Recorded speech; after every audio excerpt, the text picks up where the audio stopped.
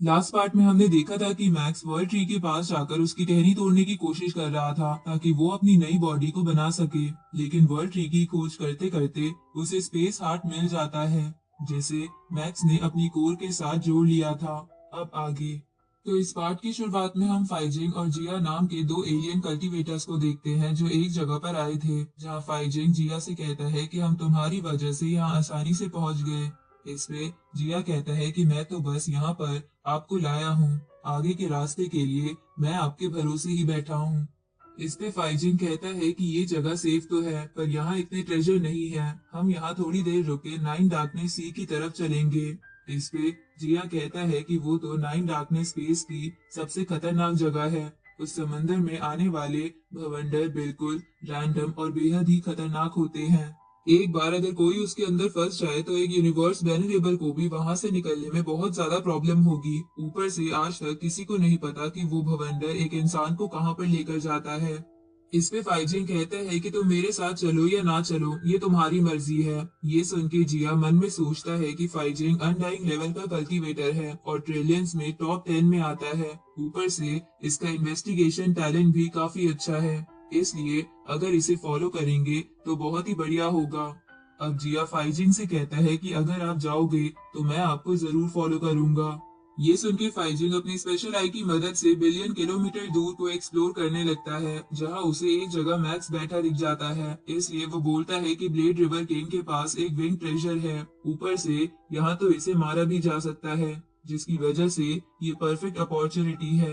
ये सुन के जिया बोलता है कि क्या इससे हमें कोई दिक्कत नहीं होगी। इस पे फाइजिंग बोलता है कि क्या तुम्हें डर लग रहा है, हमारा नॉर्दर्न अलायंस ह्यूमन अलायंस से नहीं डरता, और अगर तुम्हें कोई प्रॉब्लम है तो तुम लड़ाई को दूर से ऑब्जर्व कर सकते हो। लेकिन याद रखना, तुम ब्लेड रिवर किंग का भी साथ देना स्टार्ट मत कर देना, वरना तुम मुझे अपना सबसे बड़ा दुश्मन बना लोगे। ये सुन के जिया इसके लिए मान जाता है। इसके बाद वो दोनों मैक्स की तरफ जाने लगते हैं। दूसरी तरफ मैक्स उस गुफा में बैठ के कल्टीवेट कर रहा था। साथ ही उसकी मौसा क्लैन वाली बॉडी फ्लावर में बदलकर उस वर्ल्ड ट्री के पास जा रही थी। इधर फाइजिंग उस गुफा के बाहर पहुंच जाता है और अपना अटैक तैयार करने लगता है, लेकिन तभी सही समय पर मैक्स को इस बात का पता चल जाता है और वो तुरंत ही उस जगह से बाहर निकल जाता है।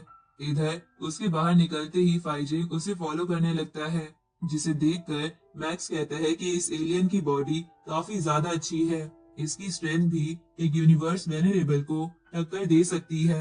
तभी फाइजिंग मैक्स से कहता है कि तुम्हें क्या लगता है तुम मुझसे दूर भाग सकते हो। उसी वक्त बबाता मैक्स को बताती है कि फाइजिंग अपनी ट्रैकिंग स्पीड के लिए बहुत फेमस है, ऊपर से इसकी गॉडली बॉडी तुम्हारे से बहुत ताकतवर है। तभी फाइजिंग मैक्स के बिल्कुल करीब पहुंचने ही वाला था, लेकिन उसी वक्त मैक्स अपने सिल्वर विंग्स को सेकेंड फॉर्म में कन्वर्ट कर देता है और स्पीड बढ़ाकर और तेज भागने लगता है, जिसे देखकर फाइजिन कहता है कि ये सिल्वर विंग्स तो मेरी सोच से भी ज्यादा अच्छे हैं। अब वो भी अपनी स्पीड बढ़ाते हुए मैक्स से बोलता है कि वो विंग्स मुझे दे दो और मैं तुम्हें जीने दूंगा। ये सुन के मैक्स मन में बोलता है कि मेरी स्पीड उसकी स्पीड जितनी नहीं है, इसलिए मुझे अपनी फ्लेक्सिबिलिटी की मदद लेनी होगी। अब मैक्स तुरंत जल्दी जल्दी अपनी डायरेक्शन बदलने लगता है, जिसकी वजह से वो फाइजिंग से बच पा रहा था, क्योंकि फाइजिंग अपनी गॉडली बॉडी को स्पीड बढ़ाने के लिए बर्न कर रहा था और वो तेजी से मुड़ नहीं सकता था। लेकिन इस सब की वजह से फ्रस्ट्रेट होकर फाइजिंग एक ब्लैक होल क्रिएट करता है और उसमें चीजों को खींचने लगता है, जिसे देखकर मैक्स कहता है कि ये तो डेविल साउंड माउंटेन पर मिले ब्लैक होल से भी ज्यादा खतरनाक है। तभी बबाता मैक्स से कहती है कि फाइजिंग की गॉडली पावर की मदद से ये ब्लैक होल और ताकतवर हो गया है। अब मैक्स उस होल की तरफ खींचा चला जा रहा था, पर तभी अचानक से वो अपने विंग्स को ओपन करके उस ब्लैक होल में क्रैक बना देता है, जिसकी वजह से वहां बहुत बड़ा ब्लास्ट होता है, जिसका फायदा उठाकर मैक्स वहां से भागने की कोशिश करता है। इधर फाइजिंग सिल्वर विंग्स का ये कारनामा देखकर उसे पाने के लिए और एक्साइटेड हो गया था, इसलिए वो मैक्स पर एक सोल अटैक करता है। इधर जिया पास खड़ा होकर ये सब देख रहा था और वो बोलता है कि फाइजिंग के पास एक इन्वेस्टिगेशन और दूसरी ये पावरफुल टेक्निक है। इस तरफ मैक्स के वो अटैक लगते ही वो नीचे गिरने लगता है, लेकिन उसी वक्त उसका वो नया हार्ट उसे होश में ले आता है, जिसे देखकर फाइजिंग भी हैरान था। अब मैक्स फिर से वहां से भागने लगता है, लेकिन वो मन में सोच रहा था कि वो फाइजिंग का ऐसा ही दूसरा अटैक नहीं झेल सकता, इसलिए वो तेजी से नीचे जाने लगता है, जिसे देखकर बबाता कहती है कि क्या तुम नाइन डार्कनेस सी में जा रहे हो। उस सी की एक एक बूंद पहाड़ जितनी भारी है। लेकिन मैक्स नहीं रुकता और सी के अंदर चला जाता है। साथ ही वो बबाता से कहता है कि मेरे पास अभी ये सब सोचने का टाइम नहीं है। इधर फाइजिंग भी उसका पीछा करते हुए समुद्र में आ गया था, जहां वो मन में बोलता है कि क्या ब्लेड रिवर किंग के पास एक सोल प्रोटेक्टिंग ट्रेजर है। इसलिए वो फिर से मैक्स पर वही अटैक करने लगता है। लेकिन मैक्स इधर उधर हटके बार बार बच रहा था। साथ ही वो जानता था कि उसके सिल्वर विंग्स बिल्कुल पीक पर काम कर रहे हैं।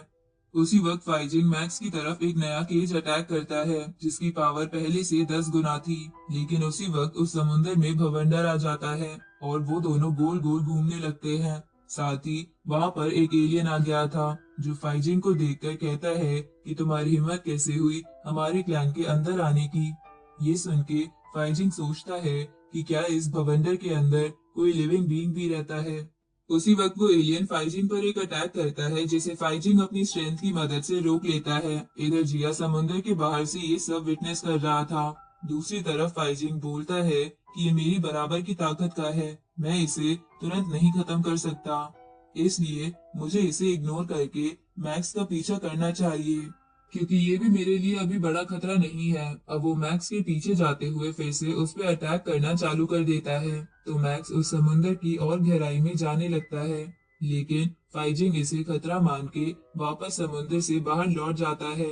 ऊपर से वो दूसरे समुद्र में रहने वाला एलियन भी फाइजिंग को नहीं पकड़ पाता। इधर मैक्स तेजी से भवंडर से होते हुए समुद्र की गहराई में जा रहा था, लेकिन उसकी हड्डियों के टुकड़े हो रहे थे। तो मैक्स जल्दी से अपनी स्टार सील निकालकर उसके अंदर बैठ जाता है, जिसकी वजह से वो बड़े आराम से अंदर जा रहा था। जहाँ अंदर पहुंचने पर उसे बॉटम पर एक अलग सी दुनिया दिखाई देती है। अब मैक्स उसी जगह में आगे जाने लगता है, लेकिन वहाँ का एनवायरनमेंट काफी डेंस था, जिसकी वजह से उसे आगे बढ़ने में और ज्यादा ताकत लगानी पड़ रही थी।